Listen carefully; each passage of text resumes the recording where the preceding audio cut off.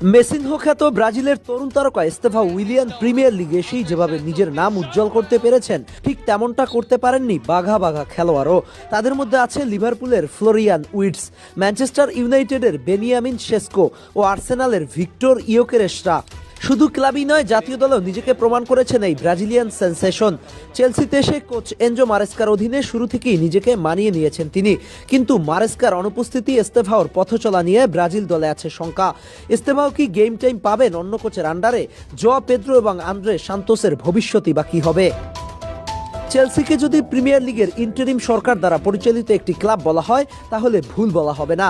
কারণ তাদের সিদ্ধান্তগুলো যেমন খেলোয়াড়দের কেনাবেচা কিংবা হেড কোচ বরখাস্তর মতো গুরুত্বপূর্ণ ঘটনাগুলো প্রায় অপ্রত্যাশিত। 2026 সালের শুরুতে যখন ইউরোপিয়ান ফুটবল বিশ্ব নতুন বছরের হিসেব নিকেশে ব্যস্ত, ঠিক তখনই আচমকা হেড কোচ এনজো মারেস্কাকে বরখাস্ত করে চেলসি। কেন মারেস্কা